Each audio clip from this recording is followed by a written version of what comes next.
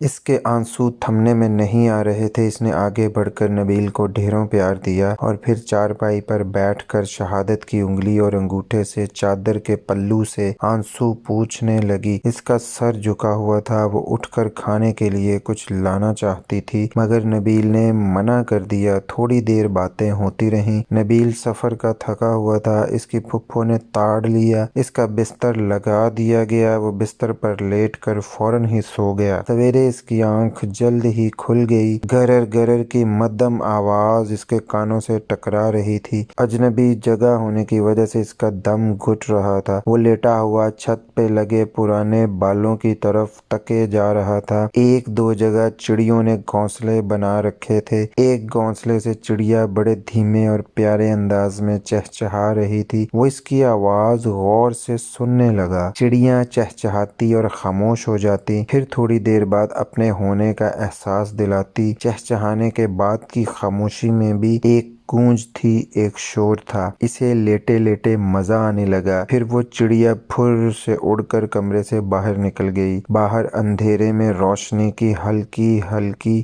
جاگ لگنا شروع ہو گئی تھی۔ وہ اٹھ کر باہر گیا۔ گرر گرر کی آواز اب بھی ایک طرف سے آ رہی تھی۔ وہ اس طرف کو بڑھ گیا۔ اس کی پھپھو چکی میں گندم ڈال کر پیس رہی تھی۔ وہ پھپھو کے پاس ہی بیٹھ گیا۔ اٹھ گیا بیٹا؟ پھپھو نے ایک ہاتھ سے چکی پھیرتے ہوئے دوسرے ہاتھ سے سر پہ پیار دیا۔ جی ہاں پھپھو، یہ آپ کیا کر رہی ہیں؟ نبیل چکی کی طرف اشارہ کرتے ہوئے بولا۔ بیٹا گندم سے آٹا بنا رہی ہوں، پھر آٹے سے تیرے لیے گرما گرم مکھن کے پراٹھے بناؤں گی۔ جس گرر گرر سے نبیل کی آنکھ کھلی تھی وہ چکی کے پھیر کی ہی آواز تھی۔ نبیل کے لیے یہ نئی چیز تھی۔ وہ دلچسپی سے چکی سے آٹا نکلتا دیکھنے لگا۔ لائیں پھپھو میں اسے گھماتا ہوں۔ رہنے دے بیٹا، ہاتھ میں چھالے بن جائیں گے۔ مگر نبیل زبردستی بیٹھ گیا۔ پھپھو کے ہاتھ سے چھین کر خود چکی کا پارٹ گھمانے لگا۔ آج پھر اس کی آنکھ لیٹ کھلی تھی۔ وہ سلیقے سے دوپٹہ لپیٹ کر جلدی سے نیچے اتری۔ سیڑھیاں پکے گارے سے بڑی نفاست سے پوتی گئی تھیں۔ اس کا دل رو رہا تھا۔ آج پھر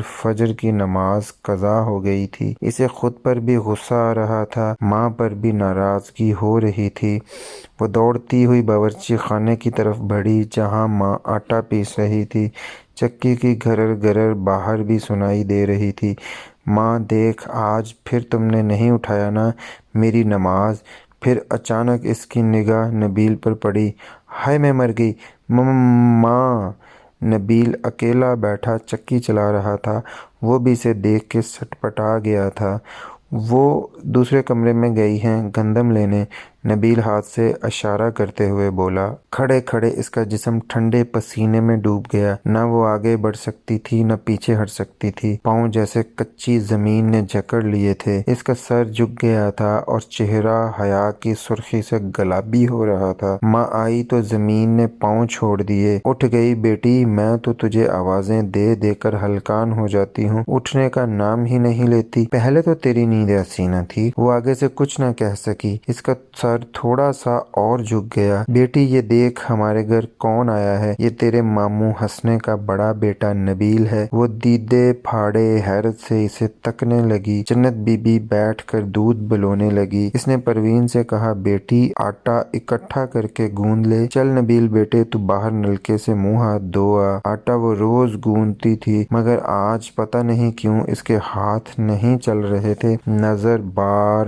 بار باہر کو اٹھ رہی تھی اور دل کی دھڑکنیں بے ترتیب ہو رہی تھیں۔ جنت بی بی نے بڑی محبت سے نبیل کو ناشتہ کروایا۔ ایسا مزے کا ناشتہ اس نے زندگی میں پہلی بار کیا تھا۔ وہ انگلیاں چاٹتا رہ گیا۔ دن کا اجالا پھیل گیا تھا۔ وسیع صحن میں برگد کا درخت اسے بڑا بھلا دکھائی دیا۔ پھوپھا کہاں ہیں؟ نبیل نے جنت بی بی سے پوچھا تو پروین کھانا باندھتے ہوئے اسے تیز نظر سے دیکھنے لگی۔ کھیتوں میں گئے ہیں کام کرنے۔ وہ کھیتوں میں کام کرتے ہیں؟ نبیل نے کہا۔ ہاں، وہ ایسا نہ کریں تو بیمار پڑ جائیں، بہت سمجھایا ہے مگر نہیں مانتے۔ پھر تو میں بھی کھیتوں میں جاؤں گا ان کو دیکھنے۔ پروین کا دل دھک سے رہ گیا۔ پروین بیٹی نبیل کو اپنے ساتھ ہی لے جا۔ اچھا ماں، وہ چنڈی درست کر کے بولی۔ اس کی دراز پلکیں جھک گئی تھیں۔ باہر کی چوکھٹ سے نکلنے لگی تو دونوں آپس میں ٹکرا گئے۔ دروازہ چھوٹا تھا۔ پروین پروین سر جھکا کر ایک طرف ہو گئی۔ نبیل تیزی سے باہر نکل گیا۔ ایک گلی چھوڑ کر جب دوسری گلی میں داخل ہوئے تو نبیل کو حیرت کا شدید جھٹکا لگا۔ اسے یوں محسوس ہوا وہ پہلے بھی یہاں آ چکا ہے۔ وہ گلی کی ہر چیز کو بڑے غور سے دیکھنے لگا۔ دور تک پھیلی کچی اور صاف ستھری گلی جس کے اطراف دو رویہ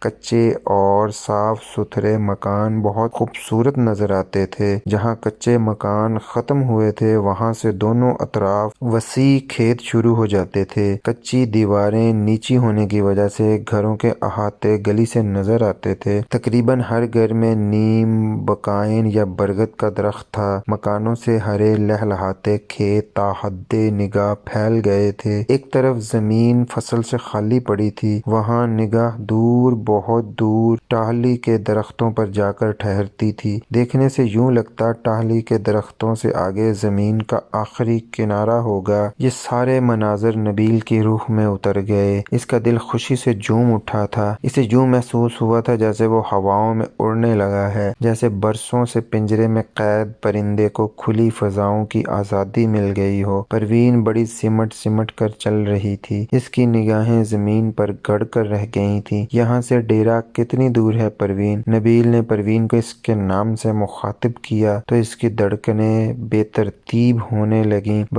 بس اس کھالے کے پار ہماری زمین ہے۔ پھپھا کو روزانہ صبح کھانا تم دینے جاتی ہو؟ جی ہاں۔ اتنا چلنے کے باوجود تھکتی نہیں ہو تم؟ پروین کو پتہ نہیں کیا ہوا، چادر کا پلو منہ پہ رکھ کر ہنسنے لگی۔ نبیل حیرانگی کے عالم میں اسے دیکھنے لگا۔ اسے ہنسی کا دورہ پڑ گیا تھا۔ نبیل نے جتنی بار یہ پوچھنے کی کوشش کی کہ وہ کیوں ہنس رہی ہے تو اس کے جواب میں وہ پرے منہ کر کے زور زور سے ہنس دی۔ کھالا پار کر کے وہ برگد کے ایک بڑے درخت کی طرف بڑھنے لگے۔ جون کی چلچلاتی دھوپ ہر سو پھیل چکی تھی۔ سورج ابھی سر پر نہیں پہنچا تھا مگر اس کی تپش ابھی سے جسم پر چبھنے لگی تھی۔ نبیل کی کن پٹیوں پر پسینہ چمکنے لگا تھا۔ برگد کے درخت کے نیچے وہ دروازوں والا ایک کچی اینٹوں کا کمرہ بنا ہوا تھا۔ ایک طرف ٹیوب ویل چل رہا تھا۔ ٹیوب ویل کے انجن کی کو بہت دور سے سنائی دیتی تھی۔ ٹیوب ویل کا جھاگ اڑاتا چاندی جیسا پانی 1-2 فٹ چوڑے کھالے میں بہتا ہوا فصلوں کو سیراب کر رہا تھا۔ دین محمد ان دونوں کو دور سے ہی زمین میں کسی چلاتا ہوا نظر آ گیا تھا۔ دونوں جلد ہی اس کے پاس پہنچ گئے۔ دین محمد نے انہیں دیکھتے ہی کسی چھوڑ کر صافے سے پسینہ پونچھا اور دور سے ہی ہانک لگائی۔ اوئے نبیل پتر، نہیں رہ سکا نا؟ چلا آیا نا زمین پہ؟ آخر کو پتر کس کا ہے؟ پھر قریب آنے پر مضبوطی سے اس کے کندھے پر ہاتھ رکھ کر اسے بھینچا۔ چل آجا چھاؤں میں۔ ارے پتر، تجھے تو پسینہ آ رہا ہے، یہ لے اس سے پونچھ لے۔ وہ اپنا صافہ اس کی طرف بڑھاتے ہوئے بولا۔ پھر کچھ سوچتے ہوئے صافہ دوبارہ کندھے پہ ڈال لیا اور تیزی سے ڈیرے کی طرف بڑھا۔ ٹھہر، میں اندر سے صاف کپڑا لے کر آتا ہوں۔ نبیل منع کرتا رہ گیا اور دین محمد اپنے بندوں کو آوازیں دیتا ہوا برگد کے نیچے بنے کمرے کی طرف چلا گیا۔ پسینہ دھاروں کی صورت نبیل کے چہرے پہ بہنے لگا۔ جو لوگ ایسی مشقت کے عادی نہیں ہوتے ان کو گرمی بھی زیادہ لگتی ہے، پسینہ بھی زیادہ آتا ہے۔ پروین نظریں چرا کر نبیل کی طرف دیکھ رہی تھی مگر نبیل کہیں اور ہی کھویا ہوا تھا۔ وہ رات کے اندھیرے میں گاؤں پہنچا تھا اور جب دن کے اجالے میں اس نے گاؤں کی بہاریں دیکھی تھیں تو دل میں اب بے نام سا درد جاگ اٹھا تھا، جیسے ماضی کے پردے سے کچھ وقوع پذیر ہونا چاہتا ہو اور نہ ہو پا رہا ہو۔ وہ خوش تھا اور نہیں جانتا تھا کہ کس بات کی خوشی ہے۔ وہ غمگین بھی تھا مگر نہیں سمجھ پا رہا تھا کہ غم کیا ہے۔ وہ ایک عجیب سی کیفیت کا شکار ہو گیا۔ دور تک پھیلے کھیت، کھلی فضائیں، معطر ہوائیں، سرسبز درختوں کی گھنی چھاؤں، یہ سب ماضی کے دھندلکوں سے مشابہ تھا۔ ایک عجیب سی کسک دل کو ٹھوکر لگائے جا رہی تھی، جیسے متوقع منظر پردہ ذہن پہ نمودار ہوتے ہوتے رہ جاتا تھا۔ وہ انہی سوچوں میں کھویا نہ جانے کدھر دیکھ رہا تھا کہ پروین نے چادر کا پلو کھینچ کر نبیل کے آگے کر دیا۔ نبیل نے پیار بری نظروں سے پروین کی طرف دیکھا اور چادر کا پلو پکڑ کر اس سے اپنا سارا پسینہ پونچھ ڈالا۔ چادر میں سے اٹھتی ہوئی مہک اس کی روح تک اتر گئی۔ وہ پلو ہاتھ میں پکڑے عجیب انداز میں پروین کی طرف دیکھنے لگا۔ پروین نے فوراً پلو چھڑا لیا۔ دین محمد ایک سفید کپڑا اٹھائے دیرے کی طرف سے چلا آ رہا تھا۔ اس نے آتے ہی کپڑا نبیل کو تھما دیا اور نبیل نے ایک مرتبہ پھر سے پسینہ خشک کر لیا۔ دین محمد دونوں کو لے کر پاپولر کے درخت تلے جا بیٹھا جو کھالے کے ساتھ قطار در قطار ایستادہ تھے۔ باجرے اور جوار کے بلند کھیتوں کو لہلہاتی ہوا پاپولر کے پتوں سے بھی اٹکھیلیاں کر رہی تھی۔ لے پتر تو بھی کھا۔ نہیں آپ کھائیں، میں ناشتہ کر کے آیا ہوں۔ وہ دین محمد کو کھانا کھاتے ہوئے بڑی محویت سے دیکھنے لگا۔ کھانا دین محمد کھا رہا تھا اور مزہ نبیل کو آ رہا تھا۔ جب برتن سمیٹ کر پروین جانے لگی تو دین محمد بولا، جا پتر پروین کے ساتھ ہی گھر چلا جا۔ میں بھی نہیں پھپھا، میں یہیں آپ کے پاس ہی رہوں گا۔ نبیل بات کاٹ کر بولا، اچھا جا پتر پروین اور اپنی اماں سے کہہ دینا دوپہر کا کھانا ہم دونوں گھر پر ہی کھائیں گے۔ پروین نے مڑ کر اچٹتی ہوئی نگاہ نبیل پر ڈالی اور گھر کو چل دی۔ دو بندے کھیت میں ہل چلانے لگے اور دین محمد نبیل کو ساتھ لے کر برگد کے نیچے آ بیٹھا۔ دین محمد کا چہرہ خوشی سے تمتما رہا تھا۔ دھیمی ہوا برگد کے گھنے پتوں میں سرسرا رہی تھی۔ وہ حقے کا دھواں فضا میں چھوڑتے ہوئے کہیں دیکھتے ہوئے بولا، نبیل پتر تیرا باپ بڑا جیدار بندہ تھا، پورے گاؤں کی آنکھ تارا تھا۔ وہ اور گاؤں سے تو جیسے اسے عشق تھا۔ بچپن میں ہی اس کے ماں باپ فوت ہو گئے تھے۔ دو یتیم بہن بھائیوں کو پورے گاؤں نے پالا تھا۔ گاؤں کے بڑے ہی ان دونوں کا سب کچھ تھے۔ ہنسنا انہی گاؤں کی گلیوں میں کھیلا کودا تھا۔ انہی کھیت کھلیانوں میں اس کی جوانی پروان چڑھی تھی۔ پھر وہ پڑھنے کے لیے شہر چلا گیا۔ اتنا پڑھا کہ بہت بڑا افسر بن گیا۔ بہن کی شادی کرنے کے بعد گاؤں کے لوگوں کے اصرار پر اس نے شہر ہی میں شادی کر لی۔ شادی کیا کر لی، پھر وہ شہر ہی کا ہو کر رہ گیا۔ ایک دو بار گاؤں آیا، پھر 5 سال کا طویل عرصہ گزر گیا، وہ گاؤں نہیں آیا۔ دین محمد دور فضاؤں میں دیکھتے ہوئے خاموش ہو گیا تھا۔ اس کی آنکھوں کے کنارے سرخ ہو رہے تھے۔ کتنی دیر خاموشی چھائی رہی۔ نبیل کی آنکھیں دین محمد کے چہرے پہ جم کر رہ گئی تھیں۔ پھر کیا ہوا پھپھا؟ اس کی آواز جیسے کسی گہرے کنویں سے بلند ہوئی۔ پھر ہنسنا 7 سال بعد گاؤں آیا۔ اس کے ساتھ تو بھی تھا۔ تیری عمر اس وقت بمشکل 4-5 برس تھی۔ تیری ماں تیرے باپ کے ساتھ گاؤں نہیں آئی تھی۔ تو اور تیرا باپ پورا 1 مہینہ گاؤں میں رہے۔ تیرا باپ پورا مہینہ تجھے گاؤں میں گھماتا رہا، اپنے بچپن میں کھیلی ہوئی جگہوں پہ انگلی پکڑ کر تجھے کھلاتا رہا، کھالوں کے پانی میں تجھے نہلاتا رہا۔ ان دنوں خوشی اس کی آنکھوں سے پھوٹتی محسوس ہوتی تھی۔ وہ دیوانہ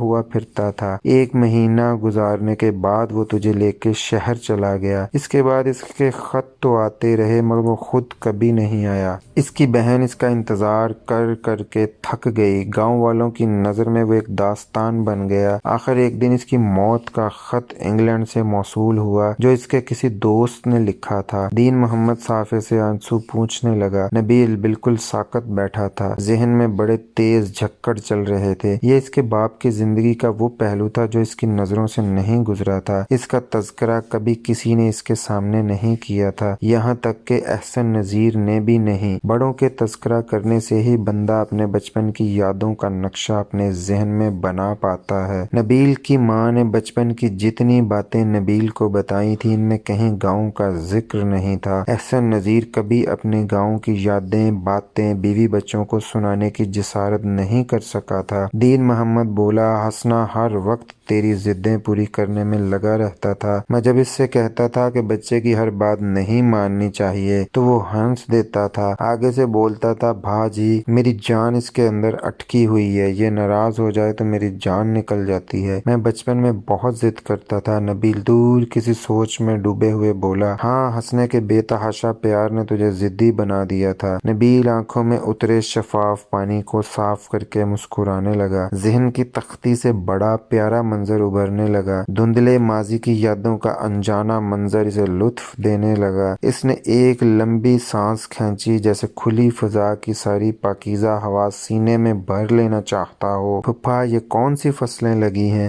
وہ خلاف توقع ایک طرف اشارہ کرتے ہوئے بولا۔ دین محمد اسے مسکرا کر دیکھنے لگا۔ پتر، یہ چھوٹے قد والی فصل جوار کی ہے، اور جو لمبے بوٹے نظر آ رہے ہیں وہ باجرے کے ہیں۔ پھر وہ انجانے جذبے کے تحت اٹھ کر جوار اور باجرے کے فصل کے پاس چلا گیا۔ ان کے چوڑے پتوں اور لمبے ڈنڈوں کو نرمی کے ساتھ ہاتھ سے سہلانے لگا۔ دین محمد بھی اس کے پیچھے چلا آیا۔ پھپھا، ان بوریوں میں کیا ہے؟ وہ کھالے کے پانی سے بھیگتی ہوئی پٹسن کی بوریوں کی طرف اشارہ کرتے ہوئے بولا۔ پتر، اس میں مونجی ہے، کل پنیری لگانی ہے نا، اس لیے پانی کے نیچے رکھی ہوئی ہے۔ پھپھا، یہ مونجی کیا ہوتی ہے اور یہ پنیری؟ دین محمد صافے سے منہ صاف کرتے ہوئے ہنسنے لگا۔ پتر، ایک دن میں ہی سب کچھ پوچھے گا، چل آ گھر چلیں، کل جب پنیری لگائیں گے تو تجھے ہر چیز کے بارے میں بتاؤں گا۔ دین محمد کھیتوں میں کام کرتے ہوئے بندوں کو کچھ ہدایات دے کر نبیل کے ساتھ گھر کی طرف چل دیا۔ دور گاؤں کے کچے مکان مٹی کے دھبوں کی مانند دکھ رہے تھے۔ وہ ایک پگڈنڈی پہ چلتے ہوئے کچی سڑک کی طرف بڑھنے لگے۔ بہت سے کھیتوں میں بے تحاشا پانی لگا ہوا تھا۔ گاؤں کے آدمی پانی لگے کھیتوں میں نرم مٹی کو پاؤں کی مدد سے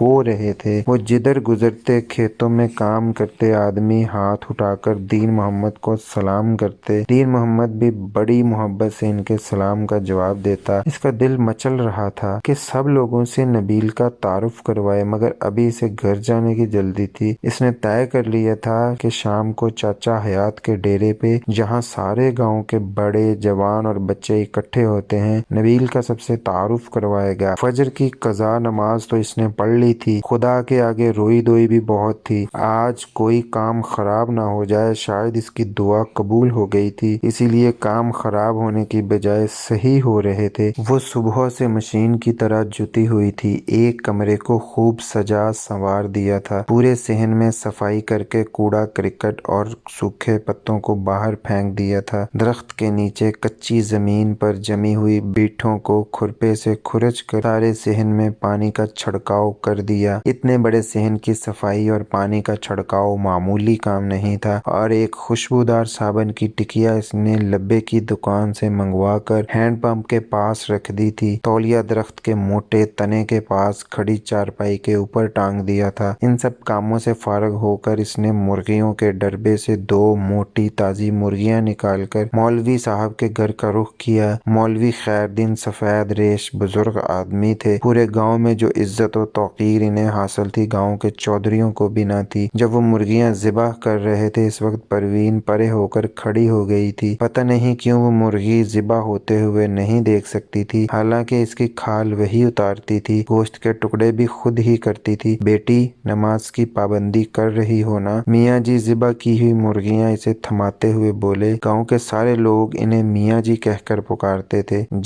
جی میاں جی، بس کبھی کبھار فجر کی نماز میں دیر ہو جاتی ہے۔ وہ پلکیں جھکاتے ہوئے بولی۔ بھولی دیے، ماں باپ کوئی کام تمہیں کہیں تو تم دیر نہیں لگاتی، اتنے بڑے مالک کے حکم کی تعمیل میں اتنی دیر کیوں؟ میاں جی، بس وہ کبھی کبھار آنکھ نہیں کھلتی نا، حکم کی عظمت دل میں ہو تو نیند اڑ جایا کرتی ہے۔ وہ اس بات میں سر ہلانے لگی اور میاں جی کو سلام کر کے گھر کو چل دی۔ وہ گاؤں کی واحد لڑکی تھی جس نے ایف اے کر رکھا تھا۔ میٹرک تک وہ گاؤں کے اسکول میں پڑھی تھی۔ بھائیوں نے زور لگا کر پرائیویٹ ایف اے کا امتحان دلوا دیا تھا۔ وہ گہری باتیں کرتی تھی اور گہری باتیں سمجھتی تھی۔ اوپر والے کمرے میں الماری کی ایک شیلف کتابوں سے بھری ہوئی تھی۔ وہ اکثر فارغ اوقات میں مطالعہ کرتی رہتی تھی۔ ایف اے کرنے اور کتابیں پڑھنے کے باوجود اس کے روزمرہ کے معمولات میں فرق نہیں آیا تھا۔ وہ پہلے کی طرح گھر کے کام کاج کرتی تھی۔ اسے اس سادہ زندگی میں لطف آتا تھا، کیونکہ یہ زندگی سادہ ہونے کے ساتھ ساتھ قدرت کے قریب ترین تھی۔ مرغی کا سالن بنا کر اور تندور پہ روٹیاں لگا کر وہ کمرے میں دسترخوان پر یہ چیزیں چن چکی تھی۔ چاٹی میں سے لسی انڈیل کر جگ میں ڈال دی تھی۔ اسی وقت باہر کا دروازہ کھلا اور دین محمد اور نبیل اندر داخل ہوئے۔ پروین پھرتی سے اٹھ کر لسی کا جگ اندر رکھ آئی۔ پتہ نہیں کیوں اس کا دل تیزی سے دھڑکنے لگا تھا۔ جب دین محمد پروین کے سر پہ پیار دے رہا تھا تو اس کی جھکی نظروں نے اٹھ کر نبیل کی طرف دیکھا تھا۔ پھر دھیرے سے اس نے نظریں جھکا لی اور کمرے سے باہر چلی گئی۔ اس کی ایک انگلی برف توڑتے ہوئے زخمی ہو گئی تھی۔ اس نے خون روکنے کے لیے پٹی باندھ رکھی تھی اور کوئی لمحہ ہوتا تو رو رو کر برا حال کر لیتی۔ وہ بہت تھوڑ دلی تھی، مگر آج پتہ نہیں کیوں وہ ساری تکلیف بھولی ہوئی تھی۔ وہ صبح سے مشین کی طرح کام کر رہی تھی،